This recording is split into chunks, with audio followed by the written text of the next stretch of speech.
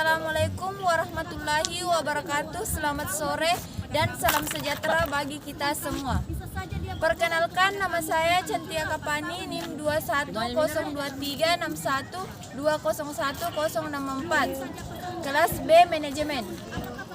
Di sini saya akan membawakan pidato yang berjudul pentingnya menuntut ilmu bagi pribadi dan negara sebagai wujud partionisme. Baiklah, yang terhormat Bapak Guru selaku guru pembimbing pelajar KWU dan teman-teman yang saya banggakan. Alhamdulillah, pertama-tama marilah kita panjatkan puji syukur atas kehadirat rahmat Allah Subhanahu wa taala yang masih memberikan kesehatan kepada kita. Alhamdulillah, pertama-tama marilah kita panjatkan puji syukur kehadirat Allah Subhanahu wa taala karena atas izin dan karunia-Nya lah kita dapat berkumpul di sini dengan sehat dan selamat untuk menuntut ilmu sebagai bekal masa depan kita. Selain itu juga saya mengucapkan banyak terima kasih kepada Bapak Guru dan teman-teman yang telah memberikan kesempatan kepada saya untuk berdiri di sini. Teman-teman, hari ini saya ingin menyampaikan sebuah tema pentingnya ilmu bagi pribadi dan negara sebagai wujud partionisme. Seperti yang kita ketahui, ilmu itu sangatlah penting. Bahkan menuntut ilmu sangat ditekankan oleh setiap agama. Seperti bagi agama Islam, ada sabda Nabi yang berbunyi, "Tuntutlah ilmu dari lahir sampai ke liang lahat." Dan ini membuktikan bahwa ilmu itu sangatlah penting dan pastinya berguna.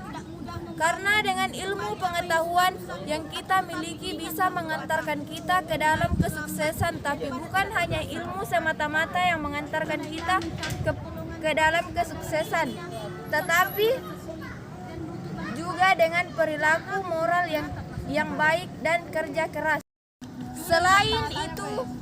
Selain itu juga ilmu sangatlah penting bagi bangsa, karena dengan semakin banyaknya orang-orang yang unggul dalam ilmu pengetahuan, maka negara tersebut dapat diciptakan apa saja dan bahkan menuntut kita mustahil walaupun dengan sumber daya alam yang sedikit. Dengan demikian, maka negara lain akan segan dengan kita dan tidak akan berani melecehkan bahkan mencuri budaya kita karena mereka takut dengan kita yang bisa membuat apapun dengan ilmu pengetahuan. Contohnya, dapat kita saksikan sekarang ini bahwa negara yang maju adalah negara yang unggul dalam ilmu pengetahuannya, seperti negara Jepang, Amerika Serikat, Jerman, dan sebagainya. Padahal dibandingkan negara tersebut, negara kita ini lebih kaya dengan sumber daya yang sangat melimpah. Namun lagi-lagi karena tidak kekurangan ilmu pengetahuan, kita tidak bisa mengolah sehingga sumber daya tersebut diolah oleh negara lain dengan sistem bagi hasil yang menurut saya sangat merugikan kita.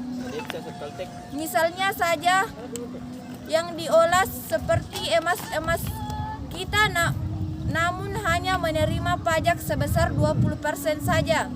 Ini sangat miris, di mana alam yang kita miliki ini kita dapatkan dengan pengorbanan darah pejuang-pejuang kita.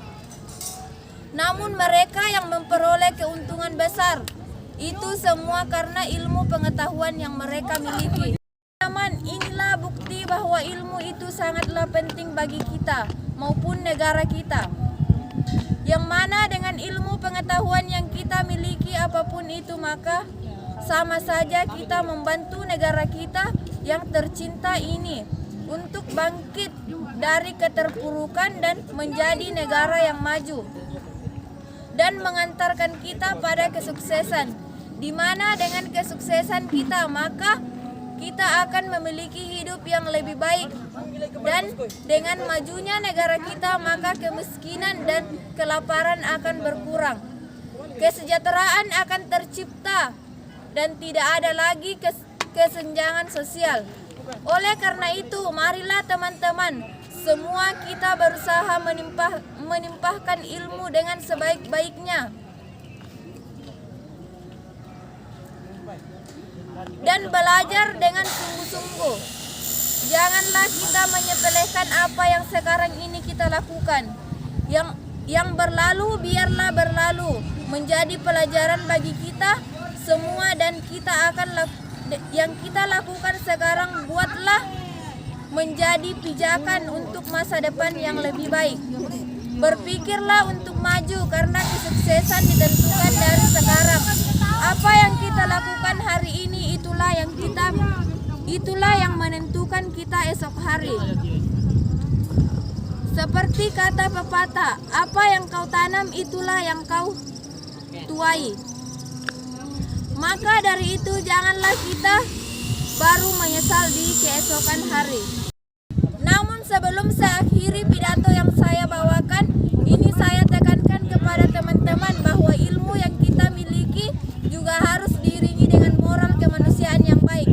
Karena seperti kita ketahui, orang pintar itu banyak, tetapi orang yang bermoral sulit ditemui. Orang pintar hanya akan merugikan orang lain apabila kepintarannya tersebut tidak disertai dengan moral yang baik. Oleh karena itu, marilah kita belajar dengan sungguh-sungguh dan marilah kita tingkatkan moral dan akhlak kita sebagai generasi penerus bangsa. Demikianlah pidato yang saya sampaikan kepada teman-teman. Semoga kita dapat mengambil pelajaran dari pidato ini dan melaksanakan apa yang menjadi kewajiban kita sebagai pelajar, yaitu belajar dengan sebaik-baiknya.